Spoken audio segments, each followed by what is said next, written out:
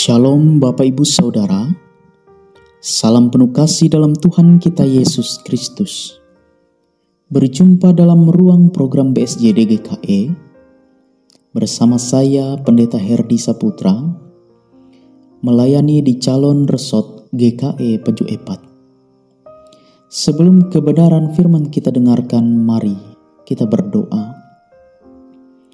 Allah Bapa yang dimuliakan dalam nama Tuhan Yesus Kristus, berilah kami kebijaksanaan dan pemahaman untuk menggali makna yang tersembunyi dalam firman-Mu. Limpahkanlah Roh Kudus agar kami dapat memahami dan menerima petunjuk daripada-Mu.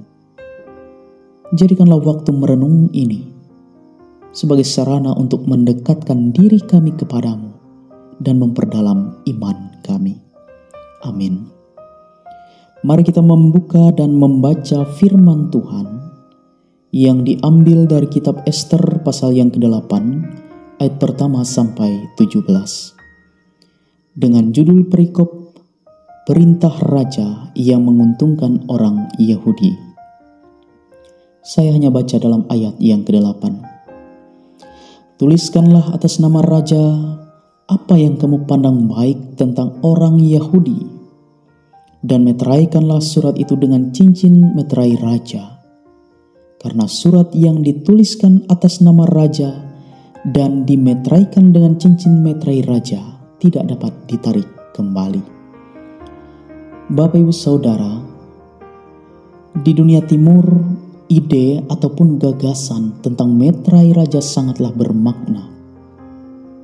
Raja-raja timur biasanya memakai sebuah cincin meterai untuk mengesahkan dokumen yang berasal dari raja atau menandai kepemilikan atau barang pribadi.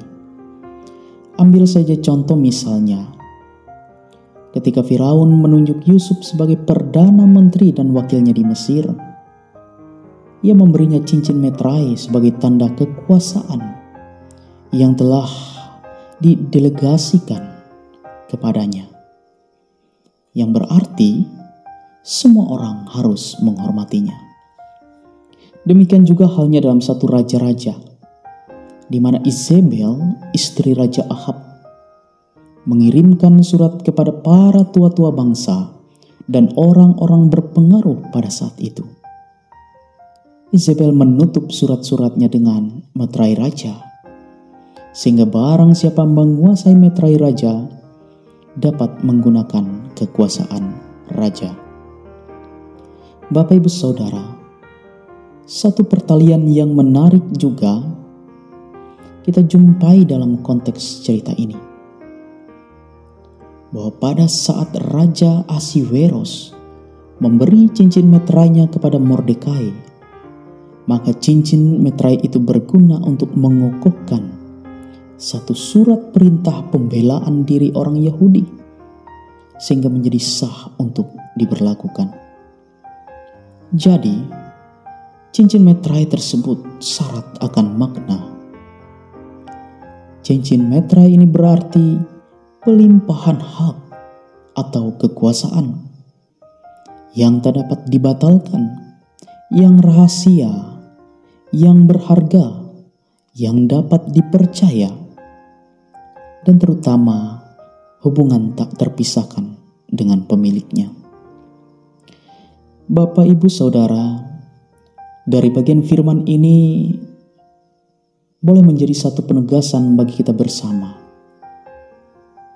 bahwa cincin meterai dalam perjanjian lama yang syarat akan makna itu merupakan metafora untuk menunjuk kepada gambaran dalam gereja perdana hingga masa kini, khususnya dikaitkan dengan dua hal.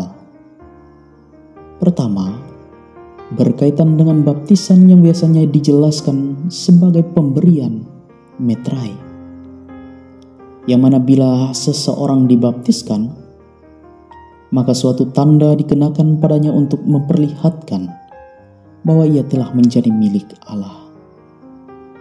Dan yang kedua, Paulus juga biasa berbicara tentang orang Kristen yang dimeteraikan melalui pemberian Roh Kudus dan pemilikan Roh Kudus merupakan tanda bahwa seseorang telah menjadi milik Allah. Oleh karena itu, sebagai orang Kristen sejati, kita percaya kita ditandai dengan meterai roh yang selanjutnya memampukan kita untuk memiliki hikmat dan kekuatan dalam menjalani kehidupan dengan cara yang melampaui pencapaian orang lain. Tuhan Yesus memberkati. Amin. Mari kita berdoa. Bapa yang baik, terima kasih karena kami telah memakai waktu kami untuk belajar firman-Mu. Biarlah ini memperlengkapi kami agar mengerti kebenaran dan sungguh-sungguh hidup dalam kebenaran itu. Dalam nama Tuhan Yesus Kristus, kami berdoa. Amin.